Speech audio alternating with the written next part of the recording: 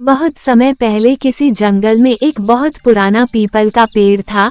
उस पीपल के पेड़ पर एक भूतनी रहती थी जो लोगों की हर इच्छा पूरी करती थी। है पीपल की भूतनी, मेरी सास बहुत बुरी है। वो हमेशा मुझे ताने मारती है। तुम कुछ ऐसा करो जिससे उसकी आवाज चली जाए। ठीक है। लेकिन वो भूतनी बहुत बुरी थी। वो इच्छा तो पूरी करती थी, लेकिन इच्छा मांगने वाले लोगों को बाद में बहुत पछताना पड़ता था। हे भगवान, मैंने उस भूतनी से कहा था कि मेरी सास की आवाज गायब करना, लेकिन उसने तो मुझे ही बेड़ा कर दिया। इसलिए लोगों ने उस भूतनी से कुछ भी मांगना बंद कर दिया। कोई भी जंगल के रास्ते पर नहीं जाता था। भूतनी पेड़ को छोड़कर जा नहीं सकती थी और कोई भी इंसान उसके पास नहीं जाता था। इसलिए पीपल की भूतनी अकेली रहने लगी। कोई मेरे पास नहीं आता।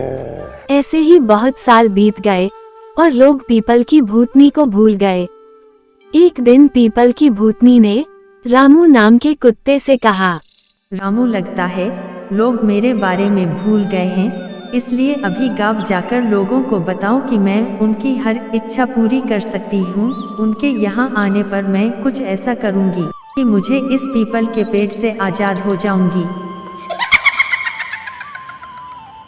लेकिन मैं तो कुत्ता हूँ ना, गांव वाले मेरी बात क्यों मानेंगे? क्योंकि मेरा जादू ऐसा चाहेगा कोई तुम्हें पहचान ना पाएगा।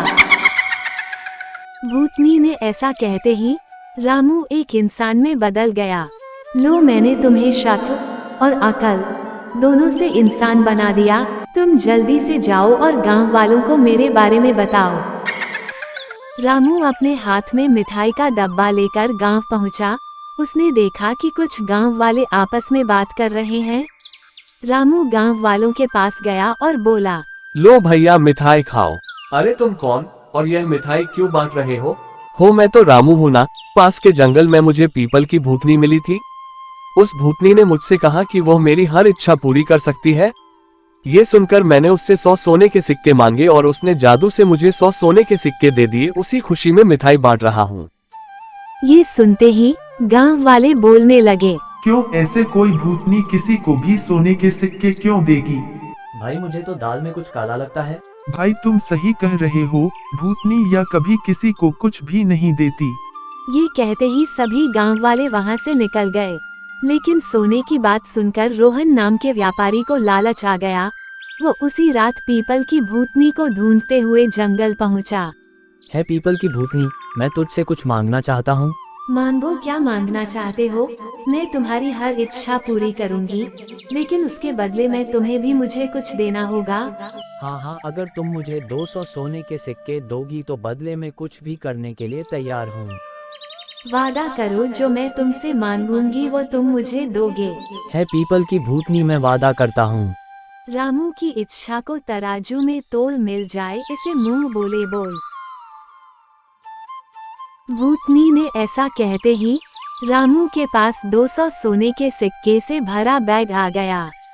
अब तुम अपना वादा पूरा करो। जरूर, बताओ अब तुम्हें क्या चाहिए? मुझे तुम्हारा शरीर चाहिए। क्या तुम मुझे खाना चाहती हो?